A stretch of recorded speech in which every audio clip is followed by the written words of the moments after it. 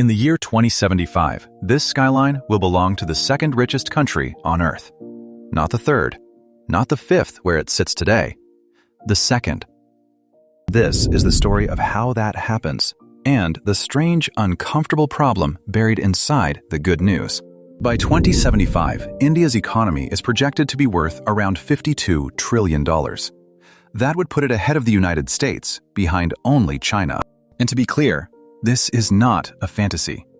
It comes from a Goldman Sachs forecast built on something India has more of than almost anyone: young people. While the rich world grows old and slows down, India keeps adding workers, factories, and code.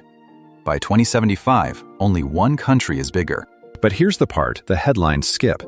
That growth has an address.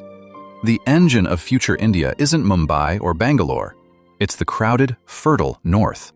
The Indo-Gangetic Plain, Uttar Pradesh, Bihar. Hundreds of millions of people on the most fertile land in the country. This is where the workforce of 2075 is being born.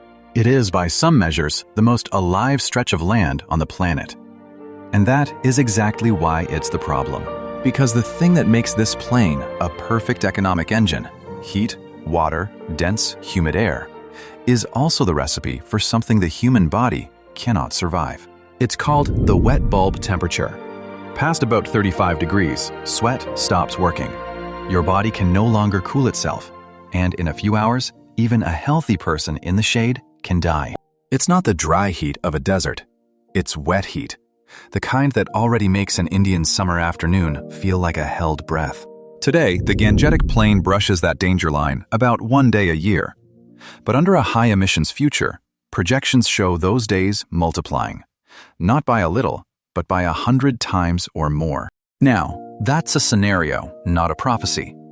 It assumes the world keeps burning carbon at the worst rate. Cut emissions, and the curve bends. But here's what the models keep agreeing on. When the danger comes, it concentrates. And it concentrates on the same crowded river plains that power the economy. So picture two maps of India, laid on top of each other. One shows where the money will be made. The other shows where the air may become unlivable. They are almost the same map. The same decade, India is projected to become a $52 trillion giant, is the same decade its heartland may start brushing the limit of human survivability. And between those two facts sit people. Roughly 600 million of them live in the belt most exposed to extreme heat. 600 million. That's not a statistic you can really feel, so here it is as dots. Each one, 10 million human beings. The wealth won't save everyone equally. The rich will buy cool air. The question of 2075 is what happens to everyone who can't. There's a hard irony sitting right at the center of all this, one the optimists and the doomers both like to skip past. Because the same geography is the cause of both stories, and scientists genuinely argue about it. Some say the real danger begins lower than 35 degrees, which means it could arrive sooner. Others say it won't last long enough to be a mass killer. Nobody knows for certain, which is the whole point. 2075 isn't a fixed destination.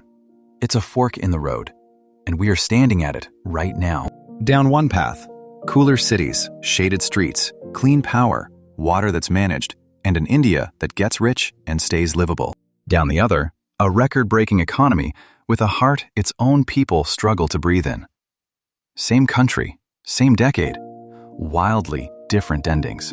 The richest India in history is being built right now, on the hottest ground in its history. Which future it gets isn't written yet. If this made you think, stay with us. This is Hidden Truths and Futures.